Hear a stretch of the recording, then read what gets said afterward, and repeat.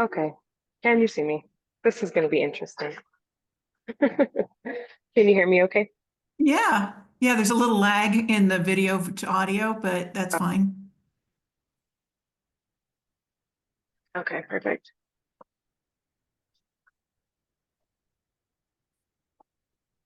Let me get these questions out. So, assuming that we don't get a ton of folks joining us, what we're going to do is probably, well, we're going to record all the sessions, but what we might do is just pull out some tidbits and like good anecdotes and then use those on our social media. Sure. So I dug up a bunch of things about creative industries, of course, one item from the report, but also shifts in the arts um, that I found in multiple places. So I can speak to some of that, but then alluding to how does one explore possibilities. Okay. Do you have headphones? Um, let's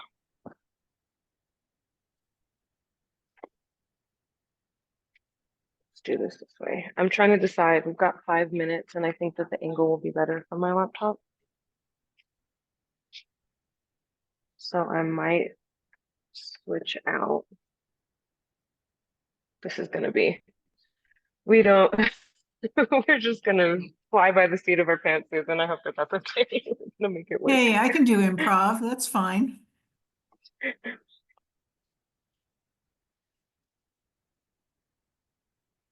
Okay. Should be able to use my AirPods.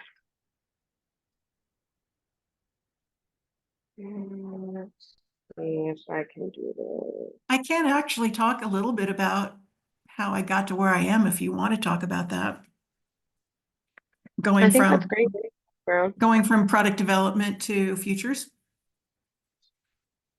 Yeah.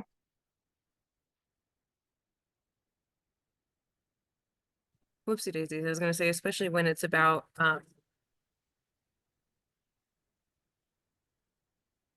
hmm, products to futures, because you were doing product marketing or products Product design. development, literally, and I can talk about that for 2 or 3 seconds if you want. I mean, because it was about the human side of developing technology. So how is something actually going to be adopted? How does it change the world, in fact? Yeah, that could be really cool. So in other words, it's not just technology for technology's sake. It's actually how would it make an impact on the world? Let me see. If you want, or we can focus more on other stuff. And you want to share about yourself and digital Sure. when we're trying to get into things like that. Oh wow, I actually managed to get my headphones to work. We still have 2 minutes. Wow. Okay, let me see here. Well, you're wearing your name tag. Do you want to wear your name tag on this? Yeah, I guess we'll take it off. They were trying to catch me as I was running out. I had told Yeah. them that I had another invitation, so I'm gonna pin both of us in here. Yeah, I was going to go to that, but this was. Oh, You well. you made the right decision. Oh, okay, good. Because I was like thinking about it last night. I was like, I don't know how I'm gonna transition to one and then the other and make it happen, but we're gonna do our best, Hey, we're performers. We can do this. Fake it till we make it, right? Yeah, Um, okay. Well, what's nice is that we're already recording, so I can kind of just chop it up once we get there. sure. And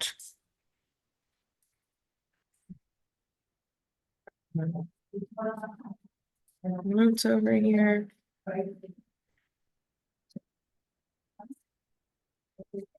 And I'm gonna let some people in from the waiting room. Arlen, I'm gonna make you co-host. Okay. Well, I won't let me make you co-host, I'm gonna let me make you full host. All right, I'll just manage a couple things here. Here. Recording in progress.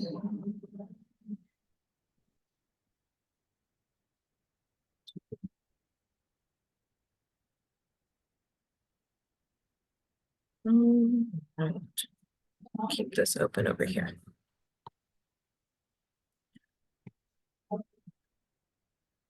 Let me see. All right. Well, good morning, everyone. My name is Shawnee Harvey. I'm the Creative Industries Division Director for the New Mexico Economic Development Department. And this is us kicking off our first live discussion for Creative Industries season for our collaboration in creativity. And I'm joined this morning by Susan Wilhite of Shimoshi NM. And I'm going to let her talk a little bit about the company and her creative journey, and just share a little bit about yourself, and we'll go ahead and get started. Okay, great. Thanks you all for coming in and learning this morning. I'm a researcher, actually, but you would be surprised how much creativity is involved in research. You have to look at things in different ways and figure out, am I looking at this or am I looking at that? Kind of like when you're painting a painting, you're trying to figure out what am I actually looking at? What am I actually creating? And research is very much like that. But in the background, though, I come from a performing arts family. Both of my parents were performers in music, and I was actually on KUNM when I was an undergrad at UNM. And I went from there to being a top rock and roll disc jockey in Nashville for several years. And then went into film and video production, moved myself to Boston. But once I got a job at Harvard, things changed and I went into research full time. But I still consider myself very much a performer, and I'm glad I had that background because it really helps me present my findings and present what I need to do, such as today. But what I want to talk about today, though, is how I went from working on the production of products in emerging technology mostly on the West Coast. So that means I was not a technologist because my background is actually anthropology.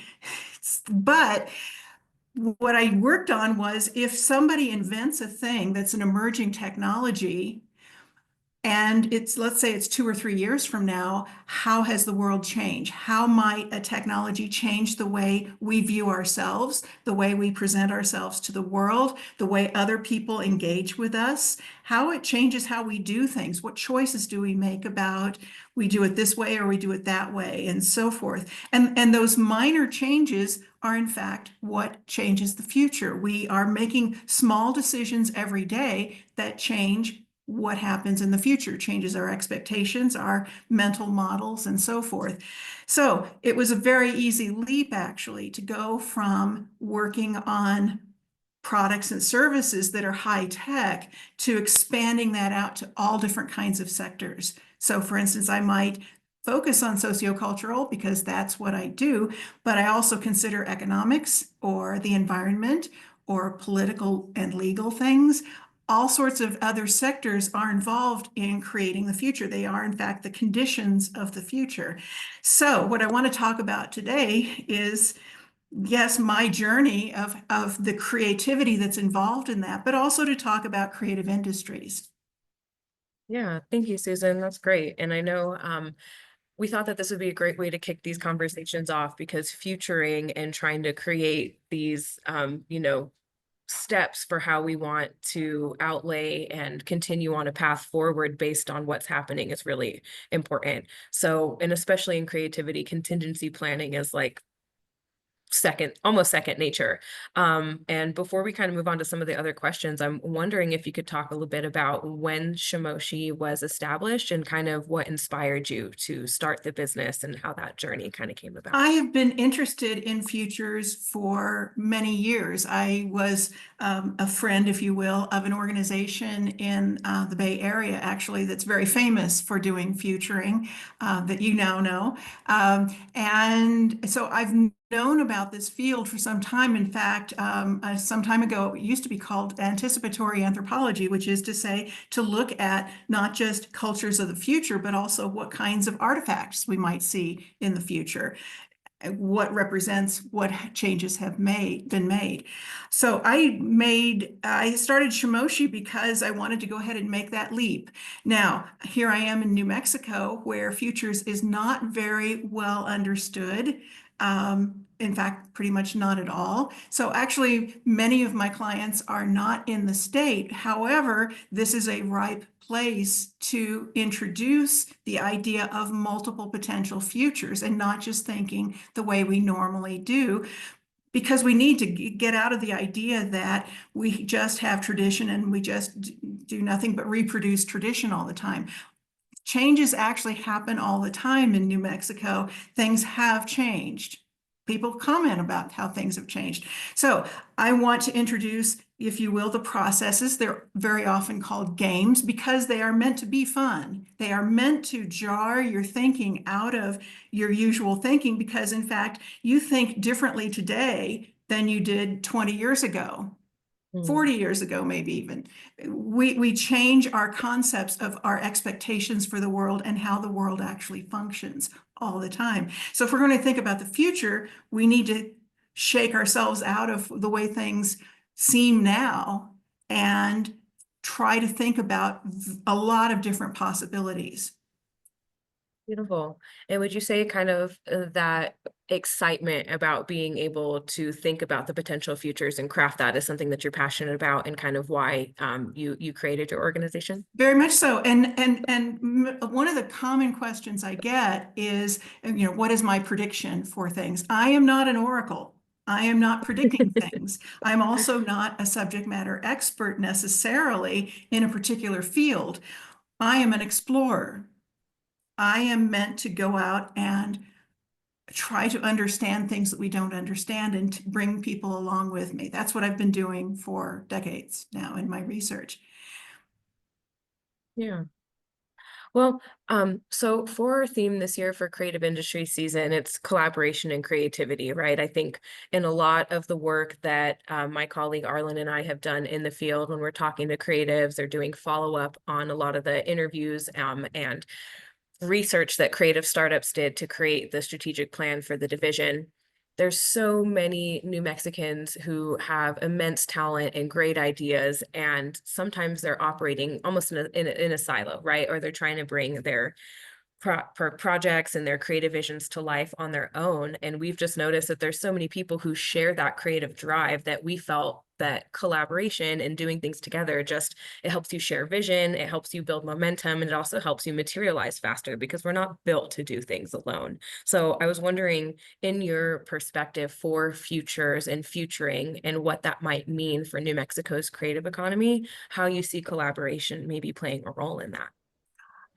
I see, first of all, creative industries as being an economic driver, not just in increasing the scope, if you will, of influence and doing different things within creative industries, but actually driving other economic sectors. One example that I just personally see is that there are companies who come here that consider making, say, Albuquerque their headquarters, and they look around and they say, what is the environment like? Is this a place to raise our kids and have a good life? Can we actually say that we have a life in New Mexico? If we have creative industries that are popping like crazy, it makes it seem like this state really is moving. We have activity going on here. We are attractive to a lot of other economic sectors, and that diversity of economic sectors is going to be our salvation. That is what's going to save New Mexico, is breaking out of our thinking that we only have certain sectors. I mean, think about it. Before the labs were here, before the military was here, there was a certain kind of New Mexico. Now there's a different facet now to New Mexico. It didn't change that traditional stuff. I mean, it's still there, but we now have this other facet that is growing the economy in New Mexico. There could be other instigators of economic growth here. And we're not just talking about economic growth, we're talking about just standard of living. We're talking about, if you will, the sustainability of New Mexico. Yeah, absolutely. And I like that you said that if you were gonna propose a selected future for creative industries in New Mexico, that it would be an economic driver. And I think we actually have built that into kind of like our vision, right? Is we Yes. want those creative industries to be a driver of like opportunity for creatives, but also like a significant economic driver for the state, Mhm. because it's already something that is so natural to New Mexico and to our culture and our community here. So that would be beautiful. And I think that there's just a lot of power in creatives and projects, like when we come together and we share that information, we share that vision, and we do it from a place of everyone kind of wanting to co-create the future that we want to be part of. We can do that with futuring, and we can do that through the power of collaboration. So, I'm definitely hopeful for our future. Yes, and in Um, relation to that, remember in the report last year, we found out that um, people are not going to galleries and they're not buying material art quite so much. And in fact, there was a story that came out earlier this year about how Sotheby's was saying that they have more success selling a week for 20 people on a yacht with special experiences that you can't get anywhere else faster than you can sell a 30-year-old painting by a very famous artist.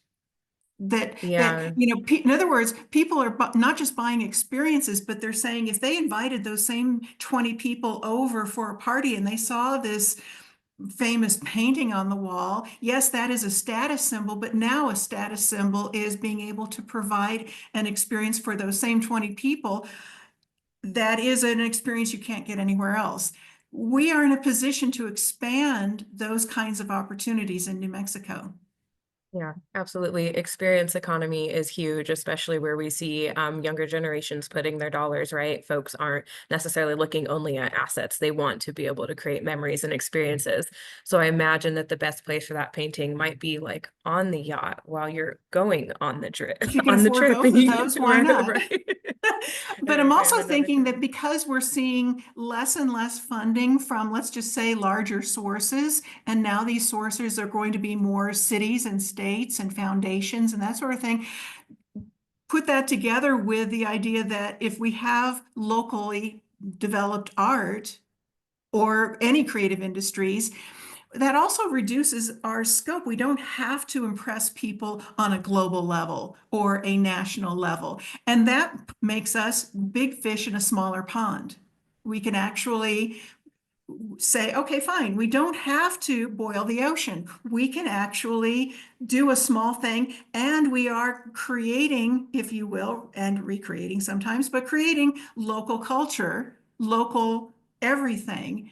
And it is now being supported because of conditions as they are. Yeah, and that's another piece of the creative industries as well, is like that authenticity, right? And Yes.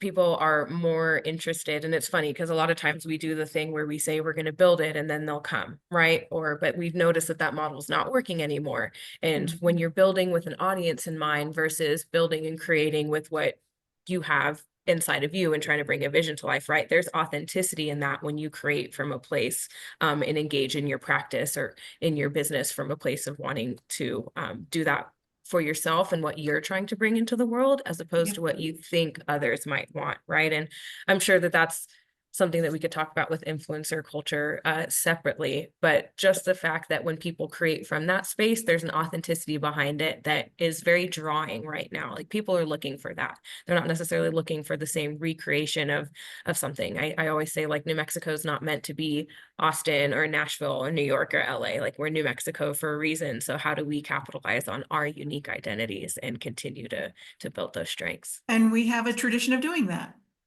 Absolutely, we We do. have a tradition of showing who we are. Absolutely.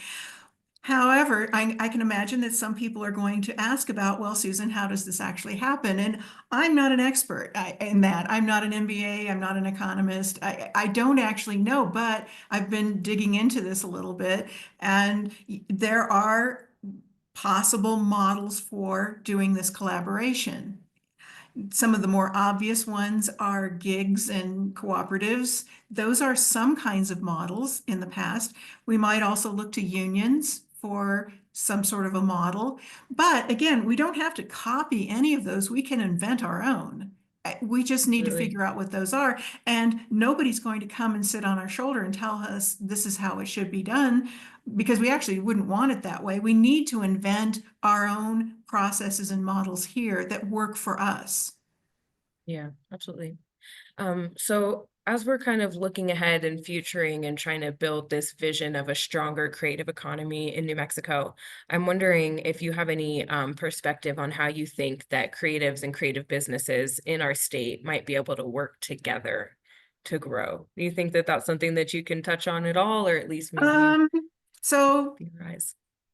again, I'm not an expert in business modeling, and I'm not sure that business modeling is exactly the format that we should be looking at. I'm not sure. Yeah, for creatives. I think we actually need to do more than sit down and talk about it. We need to work it through, and I need to emphasize the word work. This is going to take actual busting outside of our usual ways of thinking. And again, strategic foresight slash futures has a number of possibilities for how to get yourself out. For instance, I just did a workshop just this last weekend with architects here in Santa Fe, 40 people in the room trying to decide what should Santa Fe be like in 2050, 25 years from now.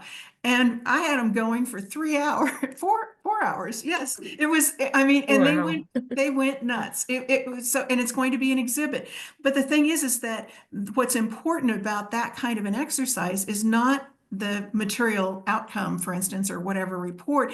The point of doing that is to change people's minds, meaning not changing it from one to another, but change their ability to broaden their possibilities, to actually open their minds to possibilities. And this is a skill. It is a muscle. It is something we need to develop.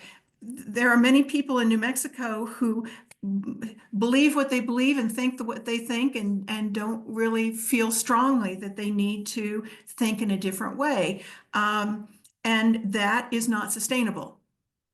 The psychologists call that cognitive inertia, which means that unless something comes along to change your mind about something, you will simply think the way you normally think. You don't consider other possibilities. That is not resilient.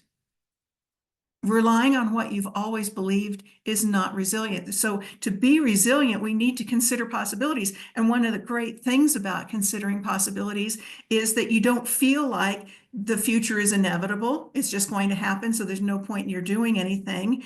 It's already like, predestined or something like that. It's not. It never is. The future is being created right now. Today. We can see evidence of it happening today. We saw it yesterday. We can actually track these signals and trends and seeing what is possibly happening and come up with 49 ways that the future could start to happen in the next several years. And the great thing about that is that as you're doing a strategic plan, you've got an idea of where you want to go. You have your vision and you have your mission. Now you have, let's watch the conditions and see what's actually happened. Which of these futures is actually gelling so that, 2 years from now, you've got your strategic plan, but do you need to adjust it because you're starting to see some things happening that might present opportunities, might present risks, and you might already be ready to handle those if you are already aware that that might happen. Right. And I mean, and that's the thing about it, is that the only constant that we have is change, and we can take actions in every moment to kind of make those changes and create those futures. So And thank we you for don't need sharing. to be blindsided. We can be somewhat aware that this is a possibility. It's kind of like if you're in the military, and let's say we're in Napoleon times, right? And you've shaken hands with the other general, you're going to start fighting at 8 o'clock in the morning, right? And so everybody comes up and they have breakfast and so forth. But somebody's out there looking at the weather and they're looking at what the villagers are doing nearby. And you might say, well, if it rains, we're going to need our horses here instead of over there. So if it does look like it's going to rain, start moving those horses. If you weren't even aware of that strategic possibility, you might not be ready to move your horses and you're going to lose your battle. So what we do is we start with futures to prepare ourselves to execute a strategic plan. The point of a strategic plan is not to execute a really great strategic plan. The point of it is to be successful in reality.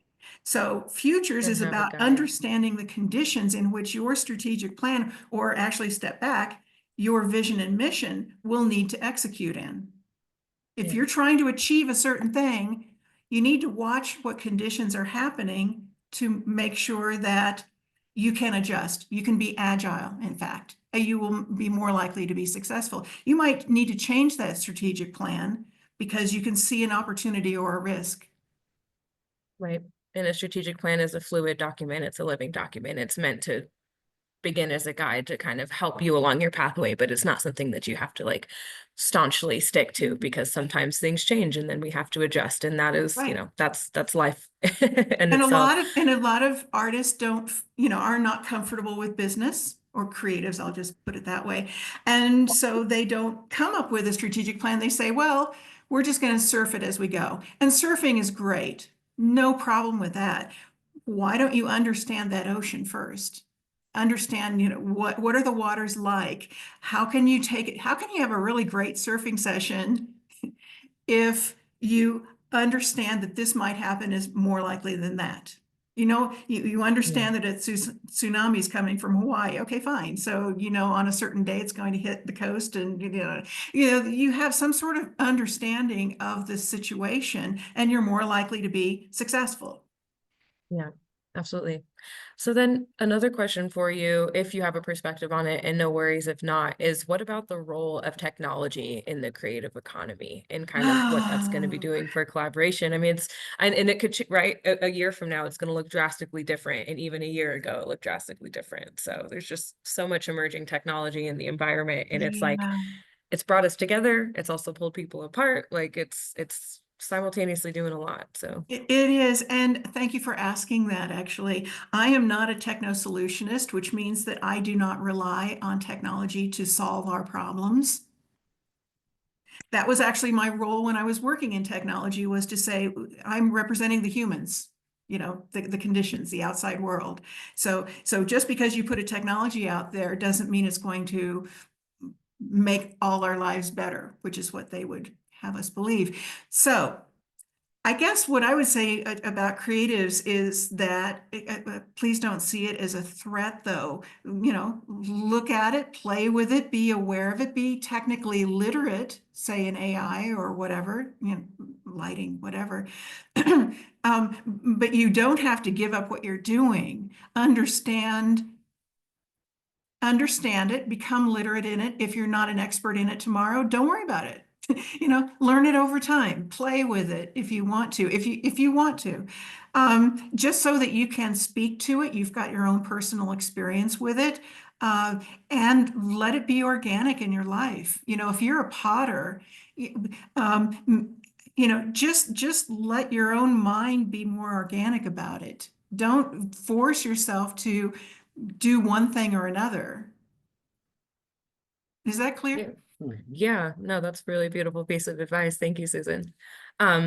So two more questions for you. I'm wondering if there was one thing that you would want people to take away about futuring and the power of using it in practice, today based on our conversation, or just one good takeaway on futuring, if someone kind of walks away with a new piece of terminology in their vocabulary, what do you think that would be, that insight? As you might know, there's a lot of vocabulary. But I guess what I would say is that pondering about possibilities and where things can go seem scary, but it can also give you confidence that you have a heads up, because it's kind of like when you go on vacation someplace and you think, well, that was a really good time. I want to come back because I want to re-experience that. You have experienced something. You have mentally gone there. When we do futuring, it's like we have gone there. We have visited that weird land. We have seen how extremes could be. We have played in that sandbox. It's a place we can come back to with confidence. So in fact, if that world does present in some kind of way or doesn't, you're at least familiar with that territory. You have been there already. Now, that doesn't mean that we can always understand exactly what might happen, but let's say you imagine a future like in a science fiction movie. Let's say you imagine that, and something like that kind of happens. You go, I was ready for that. I not that I predicted it, but I recognize what's going on there. And now I know something about how I can act in that space, how I can set my expectations, how I can change what I'm doing to be successful in that world. Yeah, it seems like there's absolutely some power in that, right? It's not about necessarily living in that future constantly, but being able to give it some thought and be open to what might happen, and then be able to Yeah. plan and move and, be able to act That's true. accordingly and I have a want to add plan. one So more point about that. When I read speculative fiction, which is, not exactly science fiction necessarily, because it might not be science, it might just be sociocultural, for instance. Some of it is dystopian. But every time I read something like that and they say that we have this vision for the world that's wonderful, and we got resistance from it. Some people didn't like that idea, but eventually people came around. Ah, you're not being objective. Sorry, but that suggests that your idea is great and everyone else's is not, and that is unfair. You need to consider a lot of different ways of thinking. People have rational reasons for thinking the way they do. So go ahead and write your speculative fiction, or consider 5 ways that a year from now could be like, but don't always assume that your own values are the very, very best. We have a lot of values in this world, and there are rational reasons for that. And it's the best futures are going to come from the combination of those kinds of thinking. awesome. So the last one for you, I know that you are working on a fantastic workshop for us that you're going to be hosting as part of Creative Industries season that is the future of cooperatives in New Mexico. So I was Yes. wondering if you could share a little bit with us about what folks might be able to expect in that, or give them a little taste, and then any other maybe upcoming events or initiatives you might be working on through Okay. Shimoshi. Yeah, I'm probably going to continue to work with urban planning here in Santa Fe. I'm very excited about that. That's fantastic. Because I've been interested in the built environment for a long time and how we actually live in our environments.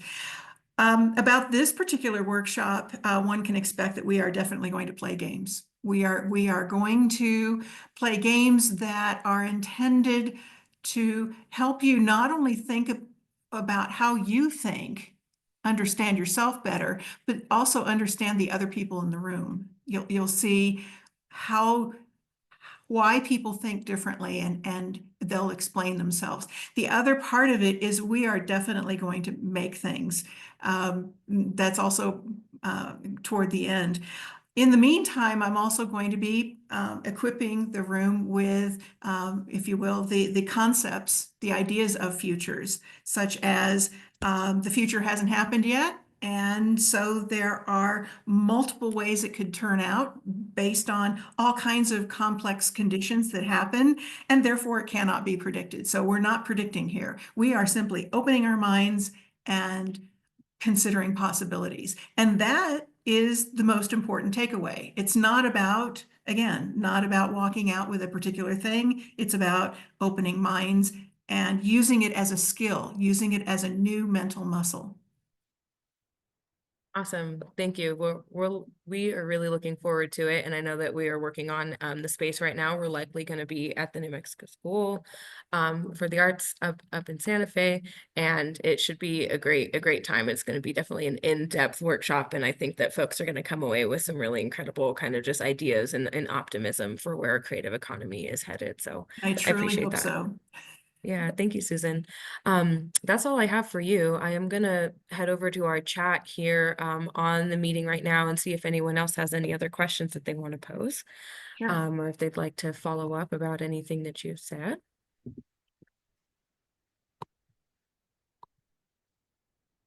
And if not, we'll wrap it up here. And thank you so much for being with us this morning and to kick off our Creative Industries live discussions. And what we'll likely do is kind of we're going to pull some of the pieces that we talked about today, get those out and share them with folks just to kind of spark continued conversation. But thank you so much for being with us. You're very welcome. Awesome, thank you.